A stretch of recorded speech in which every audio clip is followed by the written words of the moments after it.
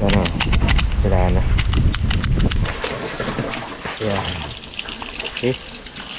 Hi guys, let's go and test bullet for another vlog po natin.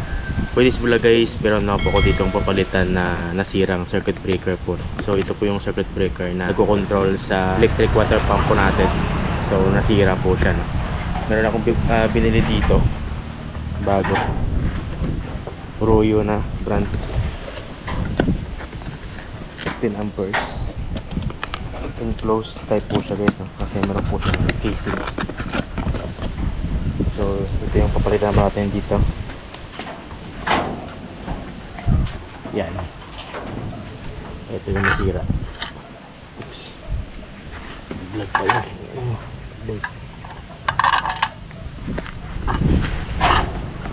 Ito yung nasira guys, oh.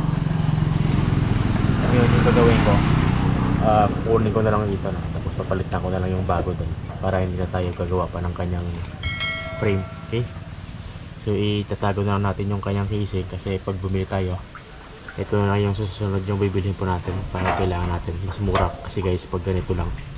So yung bili ko doon 15 amperes is 425. So ito mabibili ko minsan na 200 plus lang, no? So kailangan mo natin i-off yung main breaker po natin for safety. Okay, so let's go. Buksan po natin.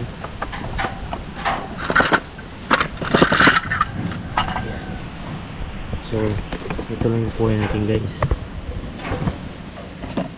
Okay, so pag kumuha ganito lang, dito lang, so parang may clip dito na dalawa.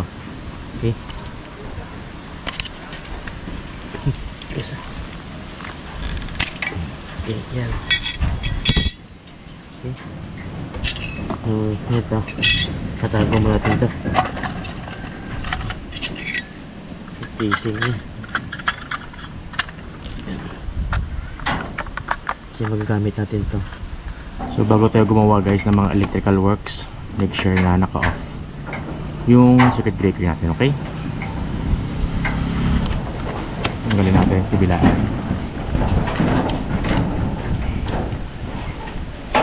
Same din sa kabila. Okay, so nasa ito yung clip nya. Ayan, so ito yung luma guys. Ano, sila na.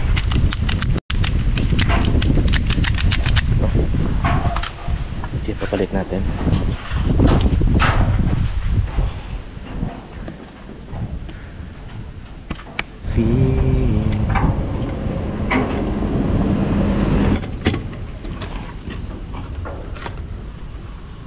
Ayan.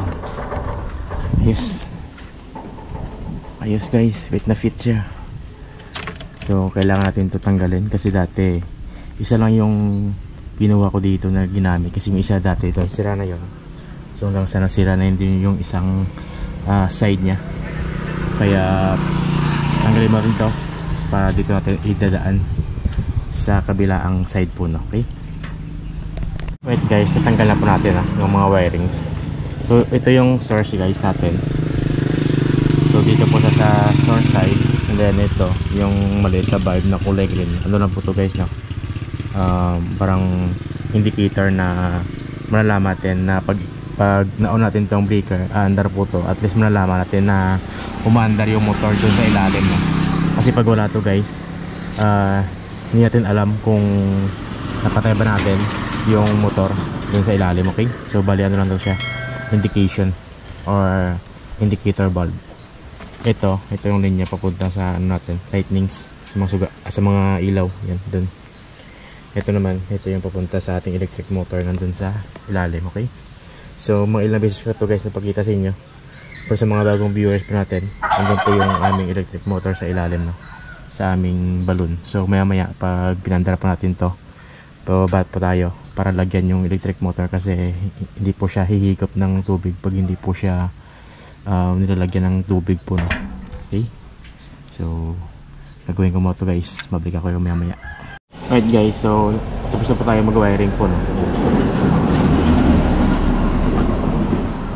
So yung sa ilaw natin guys, dito natin nilagay sa source side po, no? Kasi pag dito sa road side, hindi po siya iilaw.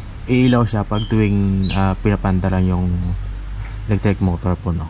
So kaya dito natin siya inilagay sa source side, yung ating nagsusupply sa ilaw, no? So yung sa load side, ito yung electric motor natin, and then ito yung indicator lamp. Okay, so check natin kung gumana yung gawa natin.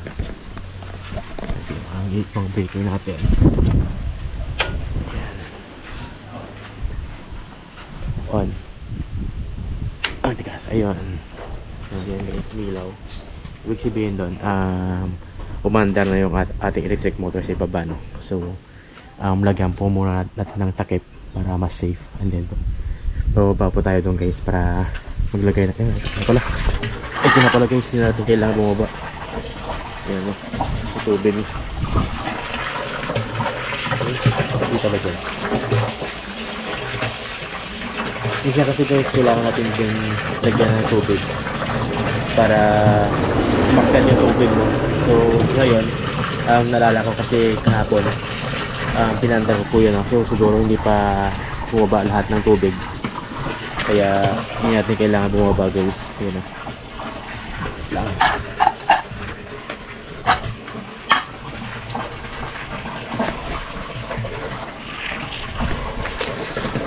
Ayan. Okay.